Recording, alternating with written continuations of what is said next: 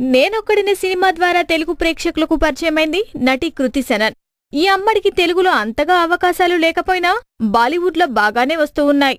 అక్కడ ఆమె నటించిన తొలి చిత్రం హీరోపంతి. హిట్ సాధించడంతో ఆమెకు ఆఫర్ల వెల్లువ ఉంది.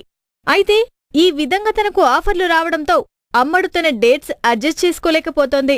డేట్స్ అడ్జస్ట్ చేయలేక ఇప్పటికీ కొన్ని చిత్రాలను వదిలేసుకున్న ఈ పొడుగు కాళ్ల సుందరి ఏకంగా అక్షయ్ కుమార్తో కలిసి చేయాల్సిన భారీ మూవీనే వదులుకుంది. ప్రముఖ డాన్స్ మాస్టర్, దర్శకుడు ప్రభుదేవర్ దర్శకత్వంలో అక్షయ్ కుమార్ హీరోగా సింగిల్ బ్లింక్ పేరుతో ఓ మూవీ రూపొందనున్న విషయం తెలిసిందే. మొదట ఈ చిత్రంలో కథానాయికగా కృతి సనన్ ఛాన్స్ కొట్టేసింది. ఈ క్రమంలో తనకు ఎన్ని సినిమాలున్నప్పటికీ ఎంతో కష్టపడి మరీ డేట్స్ అడ్జస్ట్ చేసుకుంది.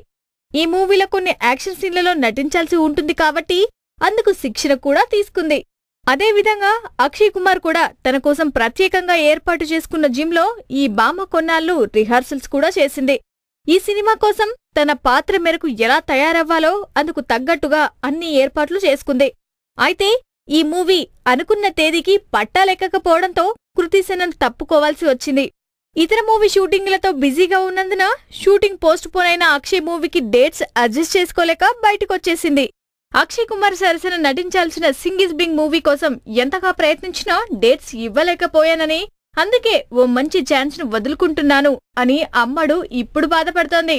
ఇక ఆమె స్థానంలో ఐబామా ఎమీ జాక్సన్ ను తీసుకున్నారు. ఈ నేపథ్యంలో తాను ఎమికి బెస్ట్ విషెస్ చెబుతున్నానని, ఆ పాత్రకు ఆమె పర్ఫెక్ట్ గా సూట్ అవుతుందని కృతి అంటోంది.